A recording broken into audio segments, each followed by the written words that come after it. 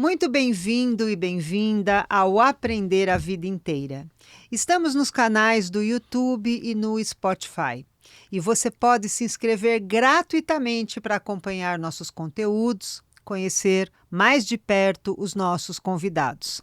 Saúde física e mental, educação e psicanálise, histórias de vida inspiradoras, tudo junto e misturado. Com a gente, você nunca para de aprender. E nós estamos numa temporada especial com episódios que discutem sobre a série Adolescência. Tema que não poderíamos deixar de aprender com os convidados e de contribuir com todas as pessoas que nos seguem. Episódio Adolescentes em Alta Voltagem. Como educar no imprevisível? E bem junto da gente está alguém determinado a fazer da educação socioemocional um farol, gente, que nos ilumina e nos guia para o nosso amadurecimento, integrando alunos, pais, professores, familiares. Ele é CEO e cofundador da Educa, Inteligência Socioemocional. Sua empresa apoia escolas e famílias neste tema tão importante, especialmente nos dias atuais. Ele é LinkedIn Top Voice, palestrante, escritor e colunista na Rádio Americana para Brasileiros nos Estados Unidos, a nossa rádio. Já liderou áreas estratégicas de multinacionais como Ambev, Danone e Pearson. A Pearson Education, formado em engenharia com pós-graduação em gestão de negócios e em marketing, mas ele foi picado pelo bichinho da educação, tornando-se um autodidata pesquisador que escreve sobre relações humanas e também sobre relações e a era digital. Autor dos livros Empatia, porque as pessoas empáticas serão os líderes do futuro, e Empatia Todo Dia. Ele realiza palestras e workshops para empresas e escolas sobre o protagonismo das habilidades humanas em um mundo conectado com incontáveis participações na mídia. Estamos aqui com o grande Jaime Ribeiro. Bem-vindo, Jaime. Eu sei que você veio de Porto Alegre, está chegando de viagem para contribuir, para nos ajudar, porque você sabe, a nossa intencionalidade é realmente ajudar assim, a juventude, para que o futuro dessa geração seja um bom futuro, né? E aí, além do seu currículo, eu sei que você foi picado, né, pelo bichinho da educação. Como é que se deu essa transição? Vamos falar um pouquinho de quem é o Jaime, né, para os nossos ouvintes, telespectadores poderem conhecer você. Essa é uma curiosidade, Silmara. Primeiro, obrigado pelo convite, é uma alegria estar aqui. Esse convite para continuar aprendendo, o que o cientista chama de lifelong learning, Exato. ou aprender a vida inteira, parece que nos estimula muito a entender que a gente precisa continuar evoluindo, pensando sobre quem nós somos e pensando que nós precisamos contemplar um mundo que anda mudando muito rapidamente. E é um convite a gente a parar e perceber esse mundo de outras formas a partir do aprendizado. Estou muito feliz por estar aqui. Felicidade é nossa. Você sabe que uma vez eu estava fazendo uma palestra e alguém, quando descobriu que eu era engenheiro, me mandou uma mensagem dizendo assim: agora eu entendi o conceito não de transição de carreira, mas de um profissional com perfil transverso. Eu falei, o que é isso, gente? Não, porque você é engenheiro químico, aí de repente você está escrevendo sobre competências humanas, falando sobre competências humanas, e agora você trabalha numa empresa de educação. Como é que isso funciona? Eu parei para pensar, eu digo, nunca tinha ouvido falar nesse conceito, mas eu sei que as pessoas geralmente, quando veem como você está, não observam a sua trajetória.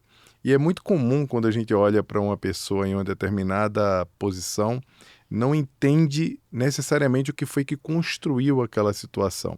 E isso acontece, seja para o adolescente, para a criança. A história de vida das pessoas fala muito sobre quem elas são. Ninguém chega de uma hora para outra e fala, eu não vou mais agora estudar processos químicos e agora eu sou apaixonado por educação. Na verdade, gostar de educação e de observar o mundo e suas particularidades, isso é uma coisa que vem comigo desde quando eu decidi até a minha profissão. Eu lembro que quando eu era criança, eu era muito impactado pelas notícias do aumento da gasolina. E eu olhava que o combustível tinha um impacto muito grande na economia, na inflação, e aquilo me angustiava um pouco, provavelmente pelo impacto daquelas notícias na vida das pessoas de uma forma muito dramática. E eu dizia, poxa, eu posso ser cientista, e se eu me tornar cientista, quem sabe eu não descubro uma forma de obter o combustível a partir de coisas baratas como a água. Quer dizer, um pensamento já muito voltado para a solução de problemas, não é? Exatamente. E ao mesmo tempo, eu entendia que o problema do mundo me chamava a atenção para que eu pudesse fazer alguma coisa com o potencial que poderia surgir a partir daquele ser humano, que era uma criança interessada em resolver problemas. Eu acredito que, via de regra, as crianças já têm isso com elas já vêm com essa vontade, a curiosidade da criança está baseada nessa vontade de resolver problemas, seja escalar uma mesa, ou seja quando ela está engateando e decide andar. É um movimento biológico, mas ao mesmo tempo é um movimento... Ela está com um probleminha ali. Ela precisa ser mais rápida. Ela está engatinhando, né? fala, como é que eu faço para andar? Né? Ela precisa resolver esse problema. Daí, desde muito cedo, eu me interessei por essa observação dos problemas do mundo, mas também eu sempre escrevia. A forma como eu me expressava, a melhor maneira de me expressar, em especial uma criança que não se sente tão ouvida, um pré-adolescente, o que é comum aos adolescentes, quando eles não se sentem ouvidos ou não se sentem compreendidos. Eles escrevem porque sabem que o papel vai aceitar aquela compreensão, porque é como se o papel é um espelho de quem você é. Sim. Não é? Você sabe disso que você escreve. Quando você escreve, você, apesar de muitas vezes ter a ficção que se apresenta ali para você por inspiração, mas ao mesmo tempo você se olha escrevendo, seja lá qual texto for. Você sabe que tem um autor, o Freinet, da educação francesa, e ele foi o precursor da pedagogia da colaboração, né? Das pessoas colaborarem entre si, projetos e tal. E dentre os projetos dele, ele tinha, e ele preconizava, Jaime, a importância do texto livre. Quer dizer, a gente na escola, como professores e mesmo como os pais, deixar o aluno escrever sem não tem que ter o tema, não tem que ter a análise. Claro, essas coisas precisam em algum momento serem inseridas, faz parte, né? Inclusive dos principais processos seletivos para entrada no vestibular, mas deixar texto livre. O que você vai escrever? O que você quiser. E quando você faz isso, a emoção aparece. Você, como escritor, sabe disso, né? Eu sempre sinto necessidade de escrever quando eu estou um pouco sufocado. As pessoas falam, mas escrever é um hobby? É claro que é um hobby. Quando você busca esse mecanismo de descompressão, esse mecanismo de alívio, eu sempre penso em escrever ao invés de pensar em outras situações, como assistir televisão ou fazer qualquer outra coisa. Daí isso já vem comigo há muito tempo. Eu fiz vestibular para engenharia química, mas eu fiz também para jornalismo. Eu fiz vestibular para direito, eu passei em todos eles, mas eu decidi ser engenheiro químico porque eu acreditava que era uma linha que ia me ajudar a resolver problemas e principalmente ia me ajudar a ter uma vida mais confortável. Eu acreditava naquela carreira como uma carreira que me traria mais conforto. E isso com certeza te deu subsídios para a química das emoções, que hoje você trabalha tanto, né? Sem dúvida. Eu continuo gostando de matemática, o pensamento matemático, ele me ajuda principalmente na tarefa de tocar uma empresa, de ser um empreendedor, mas também me ajuda a ver com essa particularidade de resolver problemas usando um pouco o coração, mas também usando a metodologia científica, que é muito importante. Eu acredito que todo mundo passa por uma série de questões na vida ou de aprendizagens que depois elas se mostram do porquê aquelas coisas aconteceram com você. Tudo é muito uma preparação para o depois. Quando a gente consegue extrair ao longo da nossa jornada essas preparações, a gente entende que inclusive as quedas, os tropeços, as coisas que deram errado aconteceram para que no futuro você pudesse se tornar aquilo que você se tornou. Uau! E hoje você trabalha como CEO, né, do Educa. Fala um pouquinho, é da Educa, né? Porque é uma plataforma. Educa, exato.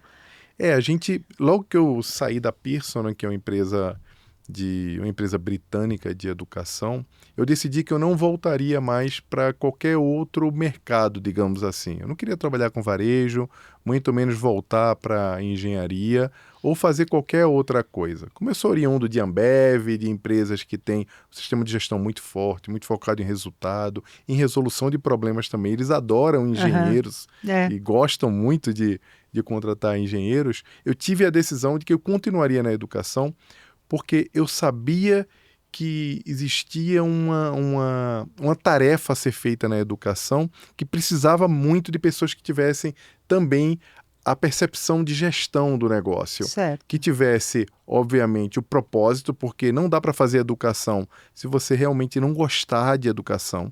Educação não é uma coisa que você acorda e diz assim, olha, tem muito dinheiro aqui, existe um mercado enorme, eu vou fazer educação. Se você não gostar, você não vai se impactar, porque E nem vai impactar o outro, E nem né? vai impactar porque você não alcança. Existe uma particularidade na educação que exige essa vontade de fazer aquele determinado tema, aquele determinado assunto. Daí, quando eu saí, existiam alguns caminhos e possibilidades, inclusive a possibilidade de ir para outras empresas de educação. Foi quando o Rossandro, o Rossandro Klinger, que é meu sócio, né, que hoje é uma das grandes vozes da saúde mental no Brasil, ele falou para mim, Jaime, vê só, a gente tava indo fazer uma palestra para um grande grupo financeiro, um banco. Vocês estavam juntos. Estávamos Você juntos. E o querido, queria deixar bem claro que é um querido, né? O querido Rossandro Klinger. A gente era amigo, a gente começou a fazer palestra junto, a gente tem um programa que fala de inteligência emocional e esse mundo em transformação digital que a gente faz para empresas. Estávamos no banco de trás do carro, o motorista dirigindo, era madrugada, estávamos indo para Comandatuba e ele falou, tá vendo, a gente vai lá fazer palestra e fala, todo ano eu volto aqui, você tá vendo como é que é o mundo de palestras, mas eu sinto que falta algo porque parece que a gente chegou um pouco tarde na vida dessas pessoas. Eu entendi que ele estava falando em educação. Eu falei, rapaz, nem vem com essa conversa. Porque isso dá um trabalho danado. Uma coisa é você trabalhar com educação, Silmara, outra coisa é você fundar uma empresa de educação. Produzir conteúdos, inclusive, né? Produzir o conteúdo, inclusive do zero. A gente começou a empresa do zero, uma empresa que hoje já impacta mais de 250 mil pessoas em menos de 3 anos, mas a gente construiu do zero. Quando ele falou aquilo para mim, eu fiquei um pouco apavorado. Eu falei, você não tem ideia do que você está pedindo. E ele falou, mas a gente... Já pensou se a gente se conheceu só para fazer esse negócio? Ele me chantageou emocionalmente, né? Psicólogo é danado. Danado. Né? Eu convivo com os psicólogos que eles tiram a gente dos eixos, né? E eu falei, talvez você tenha razão. Vai dar muito trabalho. Deixa eu consultar umas coisas aqui, umas pessoas que talvez eu tope fazer isso com você. Não, topa, vamos lá. Tá bom, vamos fazer. A gente vai fazendo no paralelo, tá bom. E aí veio a pandemia, quando a pandemia chegou, a gente pensou em parar, e eu falei para ele, não, a gente não para, a gente continua. Quando todo mundo tá parando, Rossandro, a gente continua. Nós somos pessoas que continuam, porque as pessoas, via de regra, param quando encontram muros. E nós não somos as pessoas que param. Olha a sua vida e olha a minha vida, a gente vai continuar, a gente vai dar um jeito. E daí a gente fundou, elaborou, viajamos o mundo inteiro para tentar entender o que era entregue de melhor. A gente não gostou muito do que a gente viu, principalmente por conta do que a gente vai falar aqui hoje. A gente via que existiam esforços e iniciativas muito poderosas que falavam do cuidado com as emoções, mas nenhum incluía a realidade digital. E era um delírio pensar em equilíbrio emocional ou em construção do equilíbrio emocional de jovens e crianças sem contemplar a dimensão da vida online. E isso não acontecia em lugar nenhum, ou acontecia separado. Daí, quando a gente construiu a Educa, a gente falou, esse conteúdo aqui é um conteúdo que vai tratar da educação emocional, mas também da educação digital, em uma solução apenas, sem que isso seja alguma coisa pesada para o bolso da família, dos pais, porque a gente também queria não construir um negócio, a gente queria construir um objeto de transformação dentro da escola. Foi aí que a Educa surgiu e no primeiro ano já foi uma loucura, hoje já toma quase 80% do meu tempo é para Educa, 20% é para palestras e para criação de conteúdo de educação digital. E isso, assim, foi uma antecipação para tudo que está posto, né? Para além da pandemia, porque o que a gente viu depois da pandemia é um número gigantesco de influenciadores e que esses influenciadores, nem sempre com boas intenções, né, estão chegando na adolescência e no mundo infantil agora. Nós estamos falando, né, sobre a série Adolescência, uma série que já teve mais de 140 milhões, Jaime, de visualizações, que o governo britânico o governo do Reino Unido, porque pega mais, inseriu nas suas escolas para que jovens a partir de 13 anos pudessem assistir. E aí, lendo um pouquinho sobre a série, apesar dela não ser de um fato real, ela se baseia em vários atentados que ocorreram em escolas ou fora delas. E aí tem essa loucura. Você que estuda relações humanas e o mundo digital, eu fico pensando, nossa, mas por que tanta gente está vendo? A ponto da gente estar aqui também discutindo, colaborando, trazendo vozes. Por que você acha que foi essa corrida para essa série, Jaime? Eu penso, Silmara, que a sociedade se chocou um pouco com a realidade que já estava posta. O nosso imaginário em relação à vida digital é um imaginário lúdico. As redes sociais, ou que nada mais são hoje do que redes de recomendações, que as redes sociais acabaram. Tem até um vídeo que eu falo, as redes sociais não existem mais. Essas redes digitais que conectam as pessoas ou que nos entregam conteúdos não se parecem em nada com as primeiras redes chamadas sociais.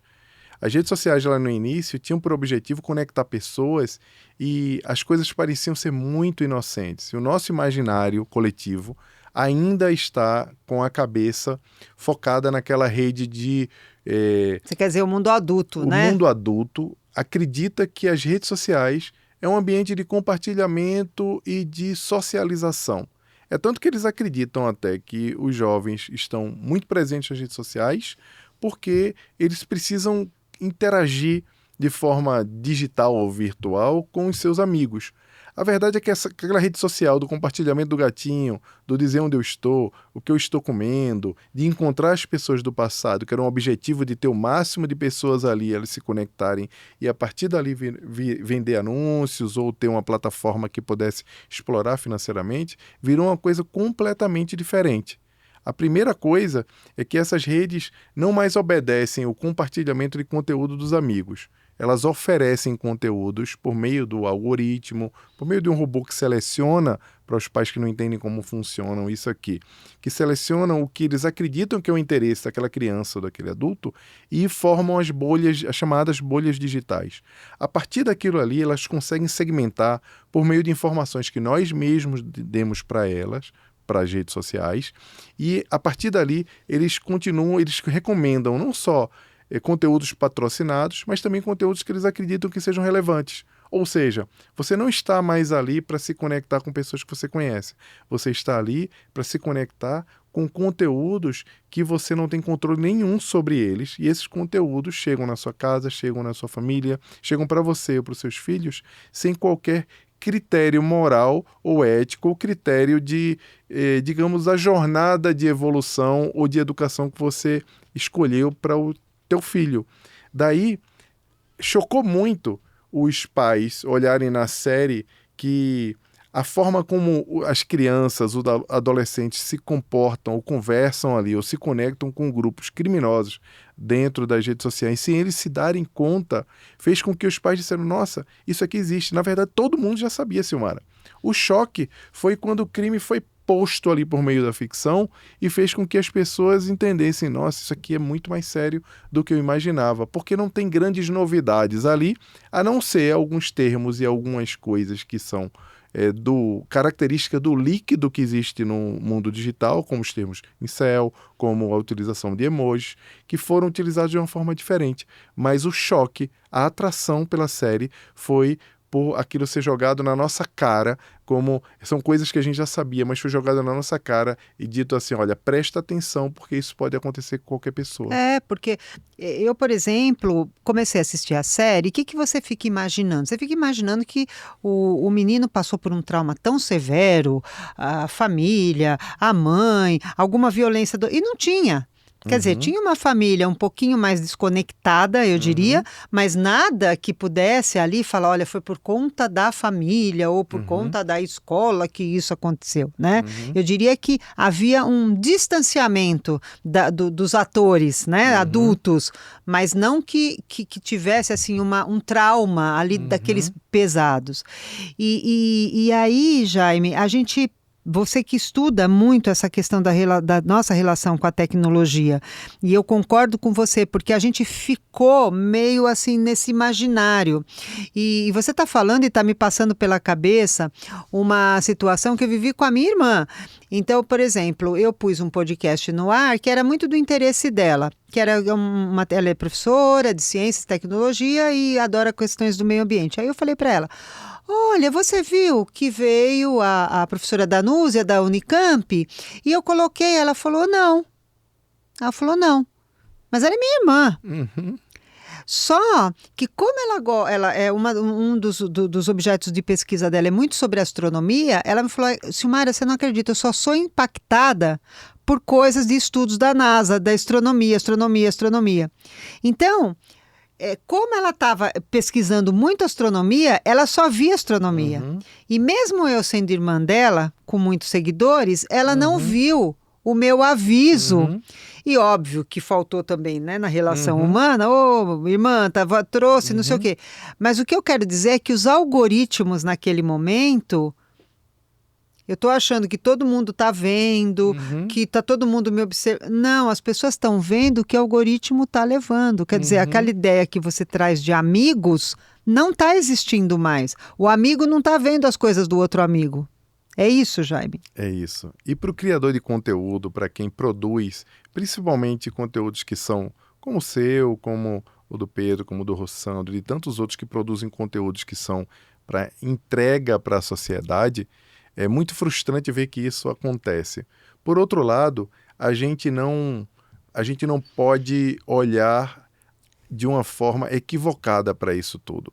Porque enquanto a gente se distrai muitas vezes não percebendo aquilo que não é entregue pela plataforma, a plataforma está fazendo algumas entregas que eu classificaria como perigosas, para usar a melhor palavra possível, para as pessoas.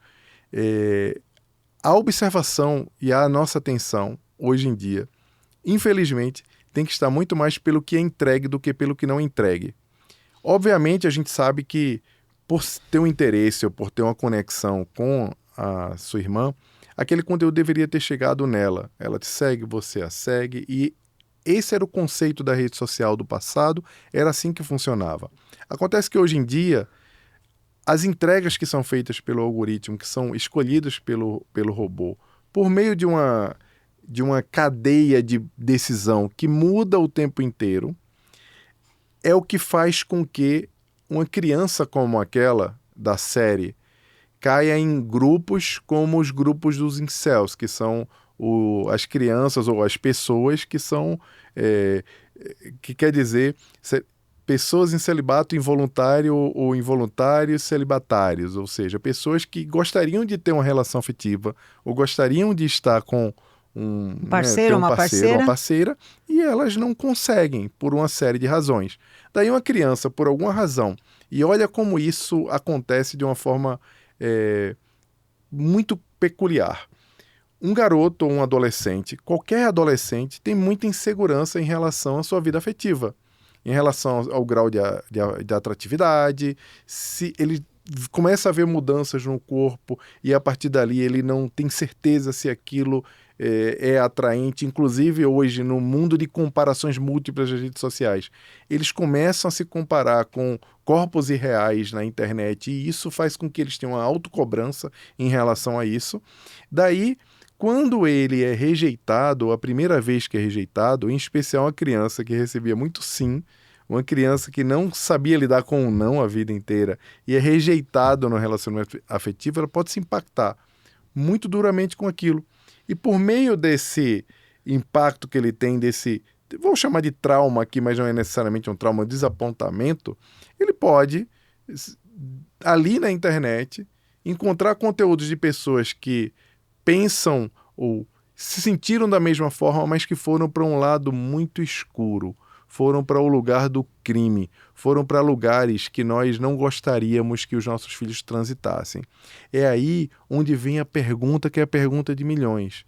Curiosamente, os pais se interessam muito para saber por onde os filhos andam quando eles vão para a rua, quando eles vão, eu vou ao shopping, eu vou para a festa. Os pais ficam aflitos sem saber exatamente para onde os filhos foram e por causa disso eles criam monitoramento, perguntam muito. Mas os pais não se interessam por saber para onde os filhos foram quando eles foram para os seus quartos. Eles não imaginam que lá no quarto... Eles podem estar indo muito mais longe, né? Muito mais longe. Eles não imaginam que lá no quarto, com o computador, com o celular, eles entram em ambientes, em locais que são locais muito perversos, locais onde algumas situações que não aconteceriam na vida de uma pessoa que leva uma vida comum, uma vida simples, teria acesso, aquilo não aconteceria na vida de uma pessoa que tem uma vida digna, uma vida bacana, uma vida feliz. E quando você vê o seu filho está aprisionado nessas redes, seja sendo vítima de crimes, ou seja participando deles também. Meu Deus do céu. E o que a gente pode fazer nesse sentido, Jaime? Quando que é... Porque você falou, né? A gente não está entendendo o que o filho está fazendo no quarto ou naquele momento de solidão, às vezes está na sala, né? Olhando. Uhum. Quando que é invasão e quando que a gente pode... E quando é intervenção?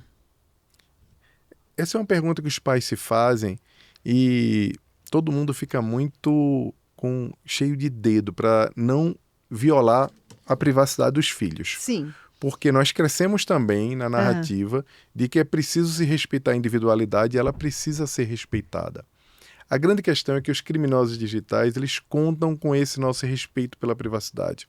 Porque enquanto nós estamos... Eticamente tentando, eu não vou olhar, eu não vou checar, eu não vou... Isso aqui é individualidade. Do meu filho não faz isso, ele tem autonomia, ele não vai fazer... Ele não vai entrar em ambientes que não são bacanas no mundo digital. O criminoso digital, ele não tem esse pudor. O criminoso digital, ele está contando que você, pai, vai ser omisso. O criminoso digital, ele conta com a sua bondade. Assim como qualquer criminoso que na rua, em qualquer ambiente, ele conta com a sua ingenuidade, com a sua boa vontade, e isso que muitas vezes faz com que o crime seja surpreendente, porque você não conta que alguém vai cometer aquele tipo de delito. Vai pegar você porque você olhou um celular, né? Não, ele espera que você não faça nada. Daí, quando o pai decide que não vai olhar a vida digital do filho, porque ele simplesmente não se preocupa, às vezes, porque acredita que há uma segurança, porque o filho está em casa ou está no quarto, porque ele não se preocupa, porque ele não vê mal nenhum, porque no imaginário dele as redes sociais são ambientes de compartilhamento, porque ele não se preocupa porque nós temos uma visão infantilizada do nosso filho, e apesar de eles se tornarem adultos, nós continuamos acreditando que eles são bebês, e daí o criminoso digital, ele não olha dessa forma, ele já vai olhar uma criança como um homem ou como uma mulher, ou como, pior ainda, como uma vítima, e vai se prevalecer dessa nossa ingenuidade. O que eu falo é que não tem percentual de vigilância, não tem... Quanto eu vou olhar, Jaime, uma vez por semana, eu vou olhar mais ou menos, eu falo não, o tempo inteiro. Agora, o ponto de partida para mim, Silmara, são os combinados. Quando você vai entregar um celular ou um tablet, um computador para o filho, eu recomendo, inclusive, fazer um protocolo de entrega. Olha, esse celular, esse computador, esse tablet é para o seu uso, mas ele pertence à casa. O que pode se fazer aqui? Leitura, redes sociais sim, mas não tem senha, eu tenho acesso, eu vou monitorar, eu vou olhar. Por quê? E explica por quê. Talvez seja um bom momento para convidar para ver a série, assistir. Isso aqui acontece. Os criminosos digitais levam menos do que 1 hora para encontrar uma vítima indefesa depois que uma vítima... Menos que uma hora. Eu estou falando 1 hora esticando muito tempo, tá? Uhum. Tem estudos que apontam menos de 30 minutos para identificar um perfil de uma criança que entrou na rede social e que está ali para chamar em conversas diretas, para poder tentar violar aquela ingenuidade. É assustador. Existem vários estudos que apontam que em menos de 1 hora uma criança vai ser abordada se ela entrar na rede social. Aí eu sei que tem pai que coloca lá perfil monitorado pelos pais. Não. Crianças não devem ter redes sociais. Foi banida na Austrália, existem outras outros países A que estão a Unesco caminho está recomendando, né? recomendando sempre a partir de 13 anos e estão, até por algumas questões que aconteceram, tentando talvez subir essa régua um pouco para 14 ou 16, entendeu? Mas a Unesco está assim, a inteligência artificial muito pouco conhecida por nós, porque nós estamos, até me preocupa, porque você falou, a rede social começou de uma forma muito ingênua, assim como ingenuamente nós estamos ali conversando com o ChatGPT e olha o que se transformou. Fico pensando o que vai acontecer com a inteligência artificial, né? Que por enquanto é tudo amigo e tal, quero entender isso, né? E aí, ao mesmo tempo, essas pessoas podem ser capturadas, né, Jaime? E eu acho que é muito legal o que o Jaime está trazendo, que é o protocolo, gente. Quer dizer, você fazer um ritual, olha, filho, aluno, assine, veja o que você... Porque isso também vai entrando na cabeça do teu filho, para além, obviamente, dos vínculos, da afetividade, do espaço seguro, do diálogo, mas você criar alguns rituais que são muito importantes para que eles se lembrem, né? Quando eles tiverem um ataque desse, opa, eu assinei. Opa, eu assinei que não é para obedecer se alguém vier me pedir alguma coisa ou me ensinar alguma coisa negativa, não é para ficar obedecendo, né? O aluno, ele e todos nós, né? A gente acaba tendo uma pressão dentro da rede social por pertencimento, né? Como que a gente pode ajudar as escolas? Você está com a sua plataforma, como que vocês estão ajudando para a gente não entrar nessa vibe de um pertencimento a uma coisa que não está fazendo bem para ninguém, né? Como é que é isso, assim, né? Que você diria, né? Porque você está colocando... Porque existem linguagens atrativas também, né? Como é que é isso? Bom, essas redes, elas foram criadas para fazer com que a criança, o jovem, qualquer pessoa passe o maior tempo possível conectado. Tá. Esse é o primeiro aprendizado que a gente tem que ter. Todo mundo sabe também, é igual a série. Todo mundo sabe, mas não para muito para pensar sobre isso, porque no final das contas você passa a usar como um viciado mesmo. Tá. Você passa a checar mais tempo do que deveria o seu celular. É comum, inclusive, você encontrar todos os seus amigos. Você pergunta, como é que anda a vida? Todo mundo vai dizer, tô sem tempo. E aí você pede o chá revelação, Silmara. Abre o seu celular e mostra o teu tempo de tela. Quando a pessoa mostra o tempo de tela dela... Adorei, chá revelação. O chá revelação do tempo. A pessoa vai lá e fala, tá bom, você tá sem tempo? E a pessoa começa a chorar, fala que não consegue fazer nada da vida. Abre o teu tempo de tela. Mostra para mim como é que você tem gasto a tua vida no celular ou online. Você vai ver que boa parte das pessoas desperdiçam boa parte da vida, do tempo, usando essas ferramentas. Não porque as pessoas optam por fazer isso, elas são realmente compelidas, é um movimento de vício. De fato, as plataformas são desenhadas para que as pessoas sejam captadas para estar ali o tempo inteiro. Quanto mais tempo você passa conectado, mais tempo as plataformas ganham dinheiro. Elas não te cobram nada para estar ali. A única coisa que elas querem de você é a tua maior preciosidade, que é o teu tempo. Tempo de vida, né? Teu tempo de vida. Quando você faz a conta de quanto tempo você fica conectado por mês e subtrai isso dos dias que você tem, não só com a tua família, os dias de vida que você tem ao longo do mês, os dias livres que você tem, você vai ver que está dedicando muito mais tempo às plataformas digitais do que deveria. E isso tem um impacto na vida de todo mundo, em especial na vida das crianças. Porque as crianças e os jovens que são fisgados por essas ferramentas para usá-las não de forma útil, porque o problema não é a demonização do celular. Existem plataformas incríveis. Existem, como, por exemplo, mesmo. A plataforma Árvore. Eu vou falar aqui de uma plataforma específica, que é uma plataforma De leitura, de literatura. Gente, se o seu filho está no celular e ele está lendo livros, ele está produzindo, ele está jogando jogos que são úteis, tudo bem. E tudo bem também se em algum momento os protocolos que você estabeleceu com eles foram rompidos. Os adolescentes em especial, eles vão nos desafiar. A gente sabe disso. É muito fácil a gente estar falando em fórmulas prontas de fazer as coisas e que vão funcionar. O diálogo é sempre a melhor forma, porque o protocolo faz parte do diálogo. Quando você entrega o celular e você fala sobre aquilo que você esperava e que você vai monitorar, você deixou alinhado, a disciplina positiva inclusive pede para se fazer isso com as tarefas de casa, você deixa alinhado quais são os combinados sobre a utilização da tecnologia. Isso não quer dizer que ele não vai transgredir. A transgressão é uma característica do adolescente, e se você não lembra disso, sei lá, você esqueceu da tua vida. A gente vai transgredir de alguma forma. A grande questão é que nós precisamos estabelecer valores e estabelecer esses combinados para que essa transgressão, inclusive quando aconteça, o adolescente, o jovem, ele tenha fontes onde que eles possam beber para que balizem a tomada de decisão diante de dilemas éticos. É aí onde entra a educação emocional, a conexão com o sagrado, o estabelecimento de lemas familiares, dizendo o que se pode e o que não se pode naquela família. Tudo isso a partir de diálogos como possibilidades e não como muros na relação. Exato. Você sabe que eu tenho um livro que é esse daqui, Como se Constrói a Paz, e ele foi escrito com um consultor da ONU, um educador também, como você, Luiz Henrique Boist. E o Luiz, ele sempre falava que às vezes o jovem chega e fala assim, mas o meu amigo vai, mas o meu amigo tem, mas ninguém olha o celular do meu amigo. E ele sempre falava, então, mas aqui em casa nós temos princípios nos quais... chegada aqui é 8 da noite, celular nós vamos olhar. Então, ele dizia da importância dos pais repetirem incansavelmente quais eram os princípios da família. E a gente segue os princípios da família. E você tá dizendo exatamente isso, né? Porque assim, às vezes você quer conhecer quem é o amigo.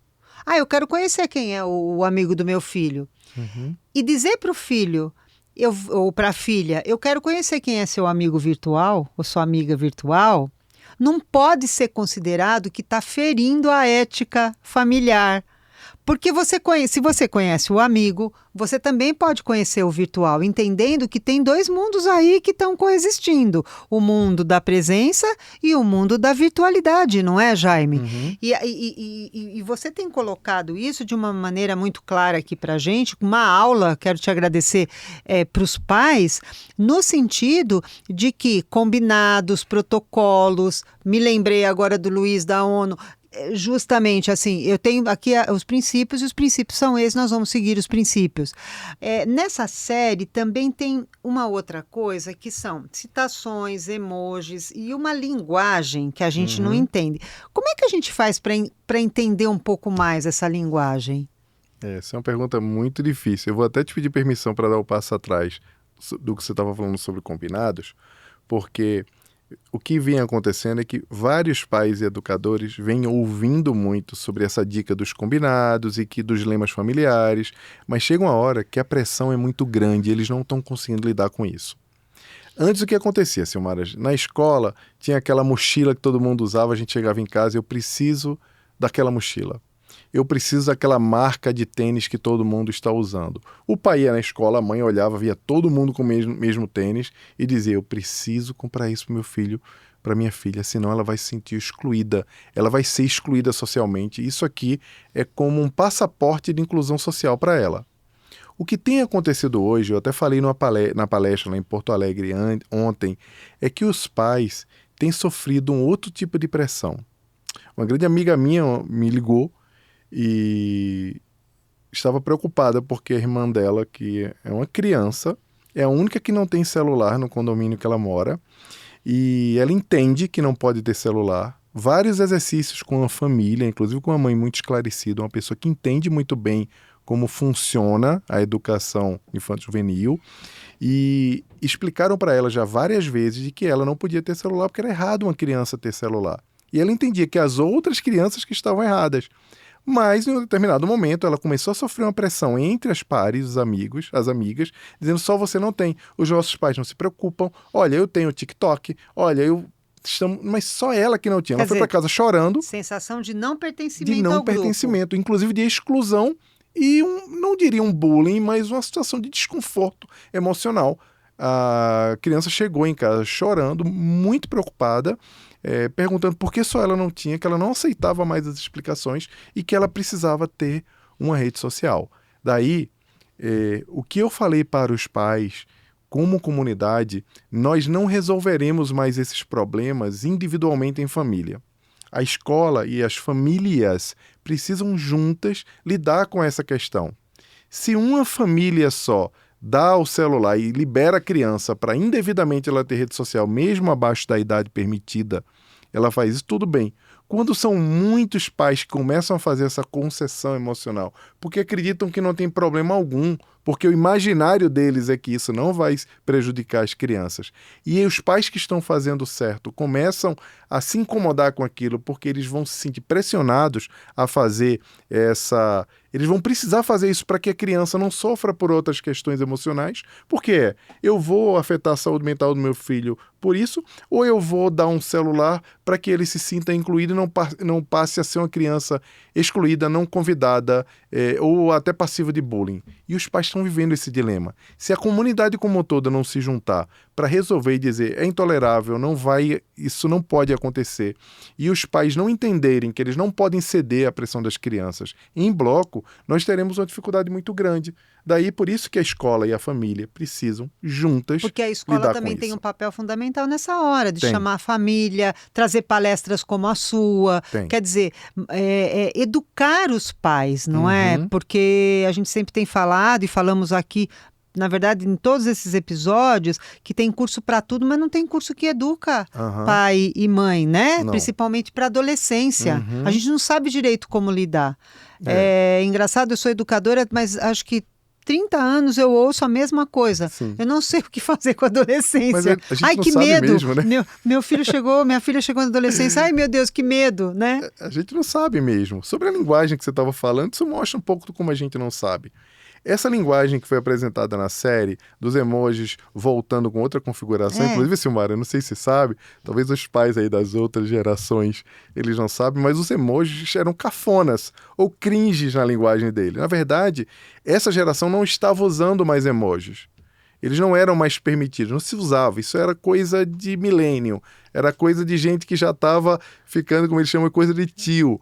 Daí os emojis voltam, olha, você imagina, né? Os emojis voltam e voltam agora com significados diferentes, como códigos. Quer dizer, eu posso estar colocando lá o emoji cheio de coraçãozinho, achando que eu estou agradando, e ele pode estar sendo lido como um outro código. Como um convite, ele pode, como na série, o emoji que parecia inocente, ele era um bullying, era um cyberbullying, e a criança estava sendo ferida ali, porque ali é uma sucessão de erros, né? O garoto viu a garota que sofreu um cyberbullying por conta de um nude dela que vazou, se sentindo fragilizado emocionalmente. Ele, por pertencer a uma comunidade de incels, falou: garotas fragilizadas são mais fáceis, são mais acessíveis, e ele achou que ia acessar a garota por causa disso. Quando ele tentou acessar, ela não aceitou aquilo ali, e além disso ela decidiu que ia fazer um bullying público nele, dizendo: olha, aqui você não vai por mim, você continuará virgem a vida inteira. E a partir daí, tudo isso de uma forma simbólica, sendo alimentada ali nas sombras da internet, que provavelmente o pai, como a gente vê no episódio final, o pai não fazia ideia do que estava acontecendo ali, ele achava que tudo era inocente e que o garoto estava seguro porque estava no quarto. Na verdade, ele, que é um fruto, como você bem falou aqui no início desse episódio, ele não é o fruto nem de uma família que não estava atenta, nem de uma escola que não estava preocupada. Ele é o fruto de tudo junto. Aquele pensamento, o comportamento, a forma como ele entrou, né, e chegou à situação do crime, é um conjunto de situações de pais que não compreendiam a insegurança que ele poderia estar vivendo por conta da adolescência e por conta da vida digital, de uma escola completamente inapropriada, escolas com professores despreparados. Pouca gente notou, mas a escola tinha um mural enorme com frases de efeito naquele estilo coach, coisas que são faladas para que a pessoa melhore o seu mindset. A escola estava muito preocupada em preparar crianças para se tornarem vencedoras, mas não estava preparada para tornar crianças que tivessem um comportamento adequado, entendendo que vencedores de verdade são as pessoas que conseguem compreender a vida de uma forma amena, de uma forma respeitosa. Você vê que existe ali uma provocação do diretor. Que vence a dor da emoção também, né? Que Vencedor, né? E vencer a si mesmo também, né? Exato. Porque você precisa também vencer a si mesmo, quando diz, é quando você lida com a tristeza e você é capaz de entender que aquela tristeza é uma emoção e que ela é passageira. E A educação reagir, né? emocional faz isso. A educação emocional faz com que você reaja. Sinto triste, mas essa tristeza não vai durar. Eu tenho elementos emocionais suficientes, eu tenho um letramento emocional suficiente para saber que essa dor é passageira e que logo depois ela vai se apresentar, o sol vai nascer novamente na minha vida. E essa linguagem subliminar dos emojis, para os pais e para os educadores que faziam, e agora? Eu aprendi esses emojis, eu estou preparado ou não? Isso é fluido, isso é líquido. Nós nunca estaremos preparados para lidar com isso.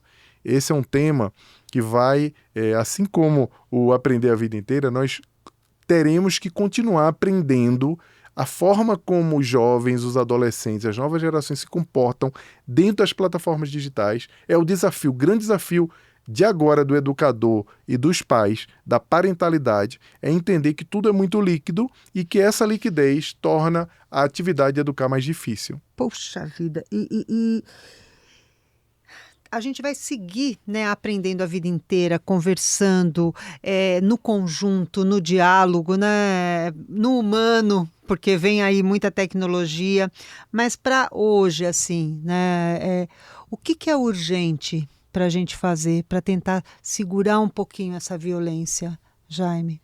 Qual é a urgência? A urgência é a gente primeiro perceber onde a gente está. Como o Churran... Ancorar, assim, né? Se ancorar, saber onde eu estou. Ou como diz o Cortella, se enraizar, né? Porque não é ancorar, ficar parado, é enraizar. Enraizar, é saber onde você está. Byung-Chul Han provoca isso no seu livro A Crise da Narração. O que acontece é que hoje nós estamos inundados de informações. Os pais, os educadores, nunca tiveram tantas informações e conteúdos disponíveis. Educadores parentais, psicólogos, psicopedagogos, palpiteiros e influencers estão aí produzindo conteúdo e orientando o tempo inteiro no sentido de informar. A questão é que nem toda informação tem sentido, ou a maioria das informações não tem sentido. E sentido, na sua terminologia real, significa orientação, direção. Mas quando a gente observa hoje essa inundação de informações sem sentido, explica um pouco de uma sociedade de pais e de educadores que estão inundados de informação, cheios de informações, mas completamente desorientados. Porque essas informações não têm orientação. Se nós não tivermos... Ela fica pulverizada, né? Ela é pulverizada, ela não tem conteúdo, Por ela isso não tem perde sentido. a orientação, como você mesmo está dizendo. Perde a bússola, Perde literalmente. a bússola. Você não sabe para onde ir. Então a primeira coisa é sabermos onde estamos. Num mundo volátil, líquido, que nos ameaça com trends nas redes sociais. Por isso que crianças não devem ter redes sociais. Não importa se coloca perfil lá, se eu estou fazendo um álbum aqui do meu filho para no futuro ele ver, ele sequer vai... Essa rede social sequer vai existir, gente, quando eles estiverem adultos. Não percam o tempo de vocês fazendo rede social para crianças, para elas terem daqui a 10, 15 anos, porque sequer vão existir. Quer ver uma prova prática de que é assim? Hoje em dia, os adolescentes já não postam mais fotos nas redes sociais. Primeiro porque eles precisam se proteger do chamado ridículo, que é, eu vou postar e as pessoas vão fazer bullying, vão dar print nas minhas fotos e vão enviar, eu não estou tão bem, aquela insegurança em relação à própria aparência, eles também não querem participar dessa coisa de mostrar o estilo de vida, nem de ostentar, é uma geração que pensa diferente, e aí a gente lida com duas coisas completamente diferentes aqui também, Silmara. Essa não exposição e os outros que se expõem tanto e que vão para um caminho muito perverso também, eu vou usar essa palavra, que é o do soft porn, que é outra coisa que a série não aborda, mas que é importante a gente falar aqui, Silmara, porque durante um bom tempo nós temos movimentos sociais que têm falado desse lugar de que nós somos donos dos nossos corpos, e de fato nós somos. Nós fazemos o que quisermos com o que nós somos. Por outro lado, a gente se perde muitas vezes, pensa na informação que não tem orientação, é que isso faz com que os pais observem os filhos se expondo intimamente nas redes sociais, acreditando que aquilo é uma característica geracional, e não entendem que aqueles filhos estão seguindo influenciadores, que são influenciadores do soft porn, pessoas que às vezes estão cozinhando com roupas minúsculas, e é uma forma de vender a pornografia de uma forma subliminar e burlar a plataforma, e tudo aquilo em busca da relevância. Filtro, né? Burlar o filtro da plataforma. Tudo isso em busca de relevância. Que tipo de relevância? Likes, relevância digital, visualização. Alguns deles, inclusive, para vender o conteúdo. Eu tenho uma colega que ela era um influencer que, basicamente, ela postava foto do corpo. Ela treinava e precisava sempre mostrar aquele estilo de vida. E isso tem bastante tempo, tá? Em um determinado tempo ela fez isso, não faz sentido para mim. Hoje, inclusive, ela é uma psicoterapeuta. E ela começou a tentar mudar para entregar conteúdo para as pessoas. Quando ela foi fazendo essa mudança, ela fez: Jaime, a maior dificuldade que eu tive, sabe qual foi? É que quando eu fazia a mudança, comecei a colocar conteúdo, as minhas visualizações, os meus likes caíam de 30 mil para 300. E eu me sentia aprisionado. Eu precisava, 3 dias depois, colocar uma foto de biquíni depois para as pessoas me curtirem, elas me verem. Foi quando eu percebi que eu estava presa nesse mecanismo e eu me neguei a fazer aquele tipo de coisa. Falei, eu não vou fazer mais isso. Comecei a construir conteúdo. Hoje ela tem quase 1 milhão de seguidores no TikTok, em outras plataformas. É uma influencer grande que fala de conteúdos para mulheres, mas ela precisou romper. O que acontece é que hoje os jovens acreditam, porque o algoritmo de fato favorece se a garota postar uma foto com pouca roupa ou o garoto postar sem camisa, o algoritmo entrega mais aquele conteúdo. Foi feito um teste, um estudo sobre isso.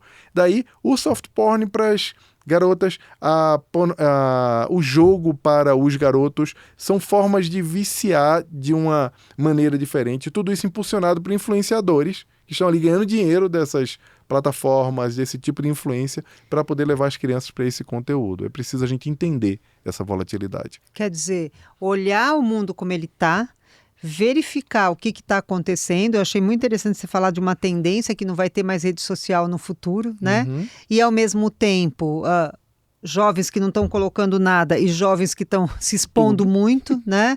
Então, olhar isso e tentar enxergar o posicionamento da escola, da família, do governo, não é? Como esse governo que, por exemplo, no Reino Unido, bom, vamos assistir, vamos discutir. Pelo menos abriu uma grande ponte dialógica nisso, né? Para que as pessoas possam refletir.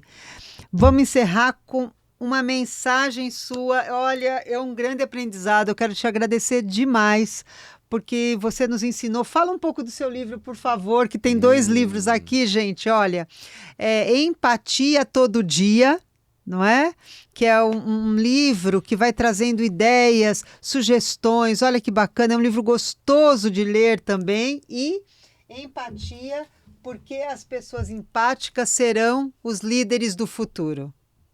Quer dizer, conexões humanas em toda a sua extensão, não é, Jaime?